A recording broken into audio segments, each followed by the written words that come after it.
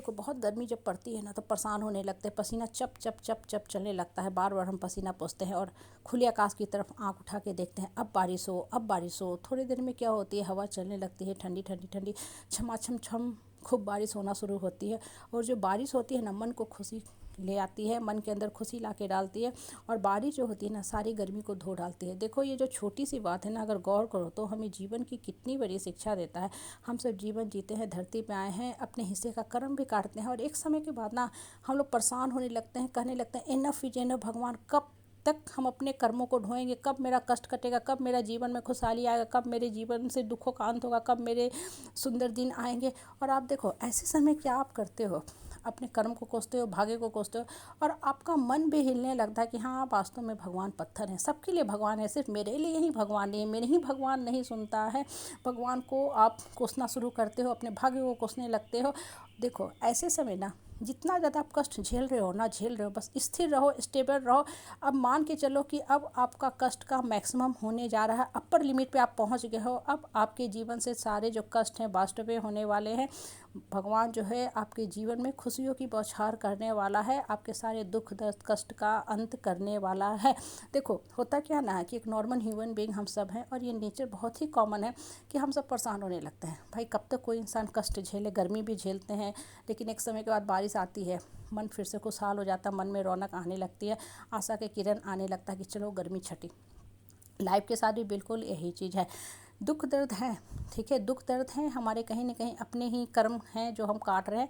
लेकिन देखो होता क्या है ना कि बहुत जल्दी ना भगवान पे जब बार बार हिलोगे ना तो क्या होगा कि आपके मन के अंदर और ज़्यादा जो निगेटिविटी है ना तेज़ रफ्तार से दौड़ेंगी। और सबसे बड़ी बात इस समय बेकार के वाहियात जो परिवार के लोग होते हैं ना उनसे एकदम डिस्टेंस रखना शुरू कर दो। नहीं तो ऐसे लोग आपके जख्म पे मलहम नहीं लगाएंगे, आइस क्यूब नहीं लगाएंगे और मिर्चा डाल देंगे और तीखी बातों की बौछार शुरू कर देंगे कि आपको वास्तव में ही लगेगा कि जीवन में मेरा सिर्फ कष्ट ही कष्ट है, चलो खा के पी के सो के लटक जाओ, जो सरासर सरासर अन्याय है।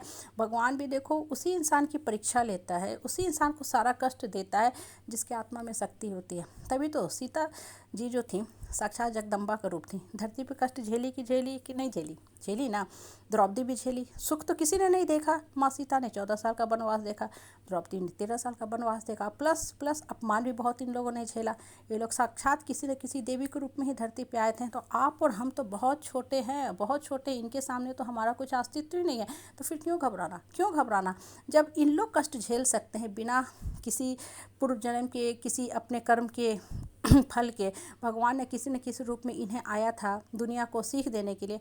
तो आपको हमको इसीलिए भगवान ने भेजा है कि स्टेबल रहो, स्थिर रहो, जो भी दुख दर्द कष्ट मिल रहे हैं उसको एक्सेप्ट करते जाओ, कर्म पथ से मत हिलो, कर्म करते जाओ। और देखो एक समय के बाद ना इतना 100% मान के चलो कि आपका अपर लिमिट आएगा, उसके बाद आपका जीवन में ना खुशी नहीं आएगी, इटर्नल ब्लिस आपको मिलने वाला है, आपके जीवन में परमानेंट हैप्पीनेस आएगा। क्यों? क्योंकि आपका भगवान पे अटूट विश्वास हो जाएगा। हैप्पीनेस का मतलब ये नहीं है कि बस हंसी मजाक खाना रौनक पैसा ही पैसा, ये नहीं होता है। हैप्पीनेस का मतलब क्या होगा ना कि आपके अंतर मन में इतनी शक्ति तब आ जाएगी, आप इतने आत्मबल आपका मजबूत हो जाएगा, मनोबल इतना मजबूत हो जाएगा ना कि नेक्स्ट टाइम से कुछ भी दुख होगा ना तो आप उसको एक्सेप्ट कर लोगे और उस दुख से निकलना भी सीख जाओगे। फिर आप घड़ी घड़ी लोगों के आगे जाके माफ़ी नहीं मांगोगे, पेंडुलम के आगे, पेंडुलम की तरह लोगों के आगे पीछे नहीं दौड़ोगे और ना ही इस गंभीर बीमारी से ग्रसित रहोगे कि हाय हमको कौन पूछेगा, हम बिल्कुल अनसोशल हो जाएंगे, अकेले हो जाएंगे, चलो इनसे डर के दुबक के ही रहो। आम आदमी क्या करता है, लोगों के सामने डर के दुबक के रहता है। क्यों? क्योंकि उसके मन में ये भावना घर की रहती है कि अगर हम इन लोगों को छोड़ देंगे सब लोग हमको तंग करने लगेंगे। लेकिन जब आप जीवन में ना मैक्सिमम कष्ट झेल लेते हो तो होता क्या है कि आपका अंतर मन जो होता है ना वहाँ जाके भगवान की जो शक्ति होती है ना वो निकलना शुरू होती है और आपका मन ही कह देता है कि अरे कुछ हमें किसी की कोई ज़रूरत ही नहीं है, मेरे साथ तो मेरा भगवान है,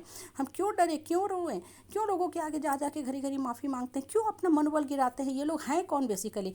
भगवान के सामने इनकी क्या औकात है, भगवान के सामने इनकी क्या औकात है जो हम इनके सामने माफ़ी मांगते हैं। मेरे साथ मेरा श्री कृष्ण है, मेरे साथ मेरी माँ दुर्गा है, जब भगवान मेरे पीछे खड़ा हुआ है, सब भगवान मुझे मोटिवेट कर रहा है, कृष्ण मुझे मोटिवेट कर रहे हैं, मुझे किसी के आगे झुकने गिरने की कोई ज़रूरत नहीं है।